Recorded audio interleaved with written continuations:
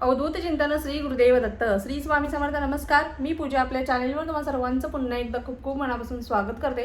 तुमच्या सगळ्या इच्छा स्वामी महाराज लवकरात लवकर पूर्ण करत ही स्वामींच्या प्रार्थना करते व आजच्या आपल्या व्हिडिओला सुरुवात करते.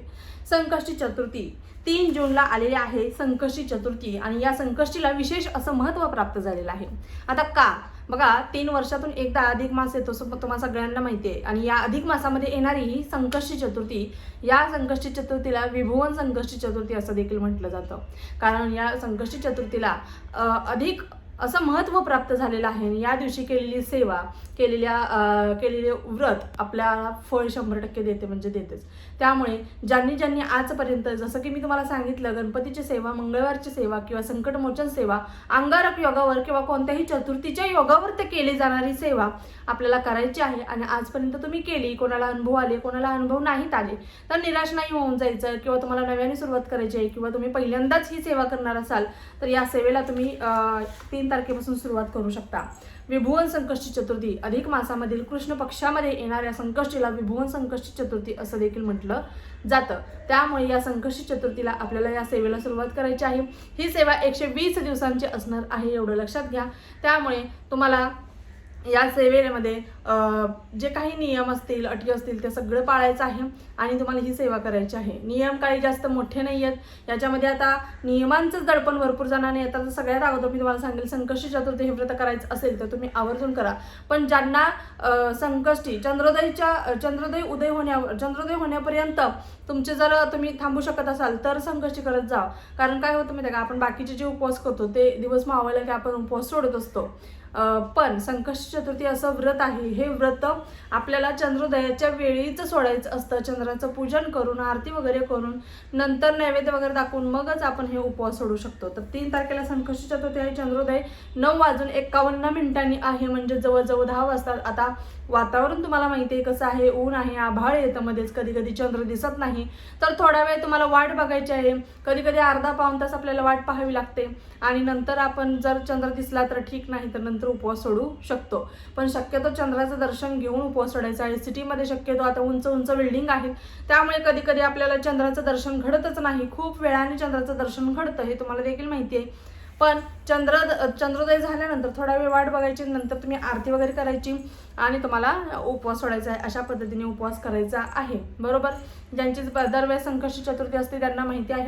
आपल्या बाप्पाची सेवा आपल्याला करायची आहे, कारण गणपती बाप्पा हे विघ्नहर्ता आहेत. प्रत्येक गोष्टीतून आपल्याला बाहेर काढण्यास ते मदत करत असतात आणि संकटमोचन सेवा देखील यासाठीच दिलेली आहे. प्रदीप दादांनी ही सेवा दिलेली आहे. गेल्या वेळेस मी तुम्हाला सांगितलं होतं, संकटमोचन सेवा, मंगळवारची सेवा आणि अंगारक योगावरती केली जाणारी सेवा आपल्याला करायची आहे. आता 3 तारखेला सुरुवात करायची म्हटल्यानंतर 2 तारखेलाच तुम्हाला, म्हणजेच उद्याच तुम्हाला सगळ्या साहित्य जमा करावं लागणार आहे. सगळ्यात अगोदर तुम्हाला नियम काय हे सांगते, कारण नियमांचं दडपण तुमच्यावरती भरपूर असतं आणि त्याच्यामुळे तुम्ही सेवेमध्ये येत नाही किंवा इच्छा असून देखील तुम्ही सेवा करत नाही, कारण सेवा खूप दिवसांची आहे म्हणून. आता पहिला प्रश्न असा असतो की मांसाहार करायचा का, मांसाहार केला तर चालतो का? बघा, असं कुठेही दिलेलं नाहीये की सेवेमध्ये मांसाहार करू नका. त्यामुळे तुम्ही बघा, केला तरी चालेल, पण कसं आहे ना, आपण 120 दिवसांची ही सेवा करणार आहोत आणि याच्यामध्येच आपण मांसाहार वगैरे केला तर आपल्याला त्याचं फळ लवकर मिळत नाही. आपल्याकडून ह्या चुका घडतात. यासाठी मनावर थोडंसं स्वतःच्या मनाला कंट्रोल करा आणि आपल्याला ते अजिबात करायचं नाही, खायचं नाहीये, काही नाही. 120 दिवस तुम्ही करू शकता की नाही सांगा बरं? तुम्ही आवर्जून करा. आपल्या घरच्यांसाठी, आपल्या इच्छेसाठी तुम्ही एवढं 120 दिवस तुम्ही मांसाहार सोडू शकत नाही का? ते स्किप करायचं. नाहीच, आपण खात नाही असं समजायचं, किंवा आपलं व्रत चालू आहे, आपण एक प्रकारे व्रतच एखादं करतोय असं समजायचं आणि मांसाहार करायचा नाही, म्हणजे त्याचं फळ तुम्हाला लवकर मिळेल. कधी कधी असं होतं की आपण सेवा करतो आणि सेवा काळामध्ये आपलं मांसाहार खाणं देखील सुरू असतं. यामुळे कधी कधी आपल्याला आपलं फळापासून आपण लांब होतो, कारण एकतर ते पचन होत नाही लवकर. 2 ते 3 दिवस आपल्या पोटामध्ये व्यवस्थित पचत नाही, ते तसंच असतं आणि त्याच्यामध्ये आपण सेवा करत असतो, तर कुठेतरी त्याचा असर आपल्या सेवेवरती होत असतो. यासाठी तुम्ही मांसाहार न करता ही सेवा करा, म्हणजे त्याचं खूप सुंदर असं फळ तुम्हाला मिळेल. सुतक विटाळा आला तर ही सेवा तुम्ही सुरुवात केली आहे, तुमची 40 दिवसांची सेवा झाली, मध्ये सुतक विटाळा आला तर खरंच माफ करा, पण ही सेवा अशी आहे, सुतक आणि विटाळा आला तर तुम्हाला ही सेवा तिथेच स्टॉप, म्हणजेच बंद करावी लागते. तिथून पुढे ही सेवा कंटिन्यू ठेवून चालत नाही. सुतक विटाळ फिटल्यानंतर तुम्हाला नव्याने पुन्हा ही सेवा सुरू करावी लागते. हा एक नियम आहे. नंतर पिरियड्स आले तर काय करायचे, तर 4 दिवस फक्त स्किप करायचे. स्किप म्हणते मी, स्टॉप नाही, स्किप करायचे आणि 5व्या दिवसापासून तुम्हाला ती सेवा पुढे कंटिन्यू करायची आहे. म्हणजे समजा तुमचं 30 दिवसांची सेवा झाली आणि तुम्हाला आता तुमचे पिरियड्स चालू झालेले आहेत, तर 4 दिवस स्किप करायचे आणि 5व्या दिवसापासून तुमचा 31वा सेवेचा दिवस असणार. अशा पद्धतीने तुम्हाला हे पुढे ढकलायचं. एका दिवसासाठी आम्हाला ताई का बाहेर जायचं आहे, मग एका दिवस स्किप केला तर चालेल का, चालेल, पण जास्त दिवस 4 दिवस 5 दिवस असे अजिबात लांबवायचे नाहीत आपल्याला सेवेमध्ये. ही सेवा आता आम्ही माहेरी आहोत तर माहेरी सुरुवात केली तर चालेल का, शक्यतो आपण आपल्या घरामध्ये ही सेवा सुरू करायची आहे, संकटमोचन सेवा. त्यामुळे आवर्जून तुम्ही आपल्या माहेरून घरी याल तेव्हा ह्या संकष्टीला नाही भेटलं तर तुम्ही नेक्स्ट पुढचे जे संकष्टी येईल पुढच्या महिन्यामध्ये त्या संकष्टीला जरी तुम्ही या सेवेला सुरुवात केली तरी देखील चालणार आहे. आता हे होते साधे सोपे नियम. याच्यामध्ये शक्यतो परान्न घेऊ नका, असं काही नाही आहे घेतलं तर, पण जर घेण्याची वेळ आलीच तर 3 वेळा गायत्री मंत्र बोलायचा आहे आणि नंतर तुम्हाला अन्न ग्रहण करायचं आहे. म्हणजे कसं अन्नाचे दोष पण लागत असतात, यामुळे कधी कधी अनुभव येत नाहीत. आता यामध्ये साहित्य काय काय लागणार आहे ते अगोदर जाणून घ्या, कारण साहित्य खूप महत्त्वाचं आहे. सगळ्यात अगोदर 2 तारखेला म्हणजे उद्याच 3 तारखेला जर तुम्ही ही सेवा करणार असाल, म्हणजे संकष्टी चतुर्थीच्या दिवशी, तर तुम्हाला ही पहाटे लवकर जायचं आहे मंदिरामध्ये, तर तुम्हाला हे सगळं साहित्य जमवून ठेवायचं आहे. ताट एक घ्या. ताटामध्ये तुम्हाला 1 श्रीफळ लागणार आहे, म्हणजे 1 नारळ लागणार आहे, 2 नागवेलीची पानं लागणार आहेत, 1 सुपारी लागणार आहे, 1 नाणं लागणार आहे, म्हणजेच 1 रुपयाचं 2 रुपयाचं 5 10 तुमच्या इच्छेने 1 नाणं लागणार आहे, बरोबर. नंतर लाल रंगाचं फूल म्हणजेच जास्वंदीचं फूल लागणार आहे. जास्वंदीचं नाही भेटलं, शक्यतो भेटतं आता, पण नाहीच भेटलं तर गुलाबाचं फूल चालणार आहे. लाल रंगाचं फळ ते कोणतं, डाळिंबाचंच फळ तुम्हाला घ्यायचं आहे. इथे देखील गफलत करतात की डाळिंब नाही भेटला तर आम्ही केळी घेऊ शकतो का, ॲपल घेऊ शकतो का, लाल रंगाचं दुसरं फळ घेऊ शकतो का, तर नाही, डाळिंबाचंच फळ तुम्हाला इथे घ्यायचं आहे, बरोबर. डाळिंबाचं फळ घ्यायचं आहे. गूळ व खोबऱ्याचा नैवेद्य तुम्हाला घ्यायचा आहे आणि नंतर तुम्हाला 21 दुर्वा घ्यायच्या आहेत. म्हणजे एवढ्या सगळ्या वस्तू तुम्हाला तुमच्या ताटामध्ये लागणार आहेत. बघा, नारळ, 2 नागवेलीची पाने, सुपारी, नंतर 1 नाणं, 21 दुर्वा, लाल रंगाचं फूल, लाल रंगाचं फळ आणि तुम्हाला गुळ व खोबऱ्याचा नैवेद्य लागणार आहे. काही फुलं थोडीशी ताटामध्ये ठेवा. आता तुम्ही लाल रंगाचं फुल तर घेणारच आहात. अशा पद्धतीने हे सगळं ताटामध्ये तुम्हाला घेऊन जायचं आहे, बरोबर. अशा पद्धतीने हे सगळं ताट अगोदरच तुम्ही तयार करून ठेवायचं आहे. या ताटामध्ये कोणतीही वस्तू एखादी कमी करू नका. थोड्याशा अक्षता, हळदी कुंकू व्यवस्थित सोबत घ्यायचं आहे किंवा अष्टगंध सोबत घ्यायचं आहे.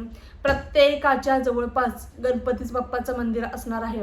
पहिल्या दिवशी तुम्हाला पहिल्या दिवशी तुम्हाला बाप्पाच्या मंदिरामध्ये जायचं आहे, एवढं लक्षात घ्या. सकाळी लवकर उठायचं आहे, आंघोळ वगैरे केली, देवपूजा करा आणि पहिलं मंदिरात जायचं आहे. दुसरी कोणतीही कामं करायची नाहीत, पहिल्या मंदिरात जायचं आहे या सगळ्या वस्तू घेऊन. आणि या सगळ्या वस्तू बाप्पाच्या चरणाशी ठेवायच्या आहेत. कसं, ते ताट तुमच्या व्यवस्थित छातीबरोबर समोर लावायचं आहे. तुम्ही आजपासून कशासाठी, कोणत्या कारणासाठी ही सेवा करणार आहात आणि कशी सेवा करणार आहात ते गणपती बाप्पांना सांगायचं आहे. आणि या सगळ्या वस्तू बाप्पाला अर्पण करायच्या आहेत, तिथे बाप्पाच्या चरणाशी ठेवायच्या आहेत. 2 मिनिटं तिथे बसायचं आहे किंवा 5 मिनिटं तिथे बसायचं आहे आणि डायरेक्ट आपल्या घरी यायचं आहे. तिथे कोणाशी बोलायचं नाही, तिथून कुठे दुसरीकडे जायचं नाही, डायरेक्ट आपल्या घरी आपल्याला यायचं आहे. आल्यानंतर सगळ्यात अगोदर संकल्प घ्यायचा आहे. आता मंदिरात सगळ्या वस्तू ठेवल्या म्हणजे तो काही संकल्प झाला नाही आहे, पण पहिल्या दिवशी तिथे मंदिरात जाणं अतिशय गरजेचं असतं. या सगळ्या वस्तू अर्पण करणं गरजेचं असतं, यासाठी आपल्याला तिथे जायचं आहे.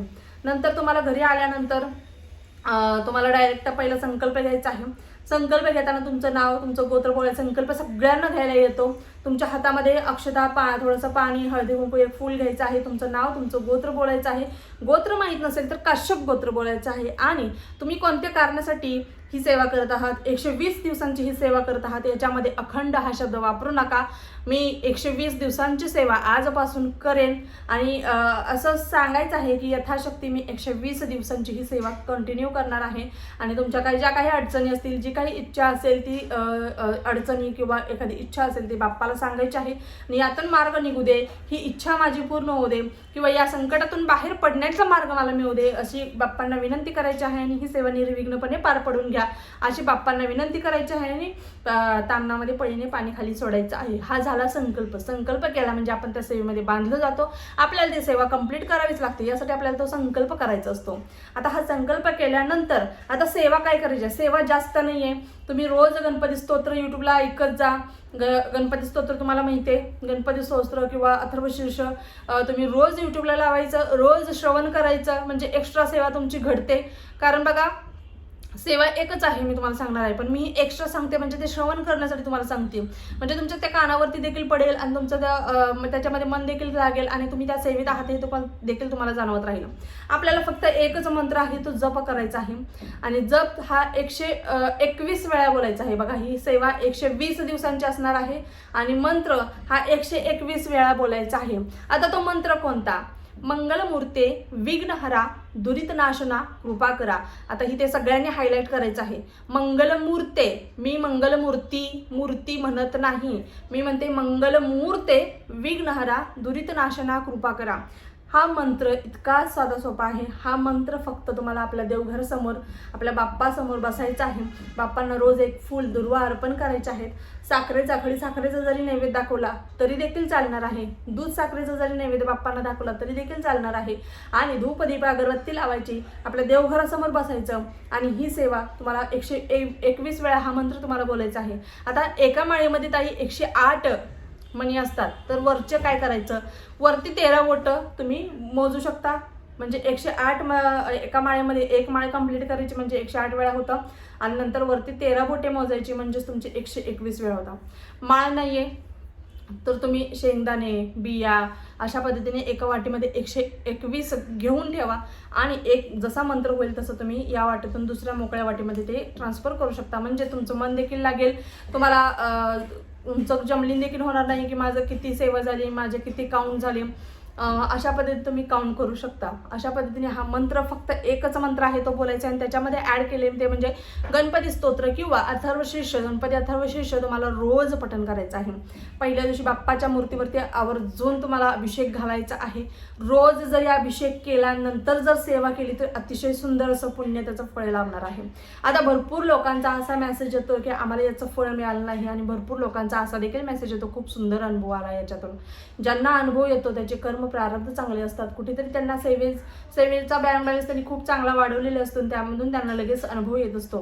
कधी कधी असं होतं की आपल्याला त्या सेवेचा अनुभव येत नाही तर याच्यातून निराश होऊन जायचं नाही. ती सेवा कधीच व्यर्थ होत नाही, कधीच ती सेवा वाया जात नाही. कारण प्रत्येक केली जाणारी सेवा ही साठवून ठेवलेली असते. आपलं जे कर्म आहेत, जे प्रारब्ध आहेत, आपल्या हातून जे घडलेली आजपर्यंत कळत घडलेली पाप आहे ती कुठेतरी सरळ करण्याचं काम ते करत असतं. एवढं लक्षात घ्या. सेवा कधीही वाया जात नाही. आता त्यामुळे बघा कधीही निराश होऊ नका की मला अनुभव आला नाही, या सेवेचा कोणताच अनुभव येत नाही, तर असं अजिबात नाही आहे. ह्या सेवेचा अनुभव 100% येतो. पण ती सेवा करताना आपल्या हातातून कोणत्या चुका घडतात का हे देखील बघणं तितकंच महत्त्वाचं आहे. नाहीतर तुम्ही रोज मांसाहार करणार, 2 दिवसातून एकदा मांसाहार करणार आणि तुम्ही ही सेवा देखील करणार त्या दिवशी, असं अजिबात नको आहे. रोज मी जसंच पद्धतीने सांगितलं तसं करा म्हणजे तुम्हाला नक्कीच अनुभव येईल. रोज सेवा करताना बाप्पाला अभिषेक घालायचा आहे. पहिला जलाने अभिषेक घाला, पण घाला. अभिषेक घालताना ओम गण गणपती नमः बोला किंवा तुम्ही अथर्वशीर्ष म्हणत जरी अभिषेक घातला तर अतिशय सुंदर आहे. नाही बोलता येत तर युट्यूबला लावा, श्रवण करत तुम्ही अभिषेक घाला. खूप सुंदर असा अनुभव येईल. गणपती बाप्पांना अभिषेक घालायचा, त्यांना सुगंधित व्यवस्थित अष्टगंध लावायचा, त्यांना फूल दुर्वा अर्पण करायच्या, वस्त्र अर्पण करायचा, गुळ व खोबऱ्याचा नैवेद्य दाखवायचा. तिथे पाण्याचा एक लोटा ठेवा तिथे गणपती बाप्पा समोर. तुम्ही देवघरामध्येच गणपती बाप्पा जिथे रोज असतात तिथेच ठेवा, काही हरकत नाही. वेगळी पूजा मांडणी करा म्हणतच नाहीये मी आणि करण्याची गरज देखील नाहीये. आणि अशा पद्धतीने तुम्ही हे करा. धूप दीप अगरबत्ती लावा, तुपाचं निरंजन एक लावा आणि तुम्ही हे सेवा करा. 100% तुम्हाला रिझल्ट मिळणार. अशा पद्धतीने एकदा सेवा करून बघा. कारण आपण फक्त देवपूजा एका दिवशी करतो, एका दिवशी करत नाही. फक्त आपलं मंत्र जपायचं आहे, आपण संकल्प घेतलाय म्हणून करत बसतो. ह्या चुका घडतात. परान्न घेतो, सारखं वारंवार परान्न घेत असतो.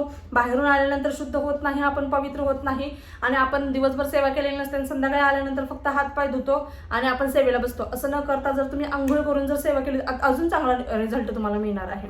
त्यामुळे कोणतीही सेवा करताना त्या सेवेवरती शंका घेऊ नका आणि शुद्ध मनाने, शुद्ध शरीराने, पवित्र शरीराने तुम्ही सेवा करा. तुम्हाला त्याचा 100% रिझल्ट मिळणार म्हणजे मिळणारच आहे.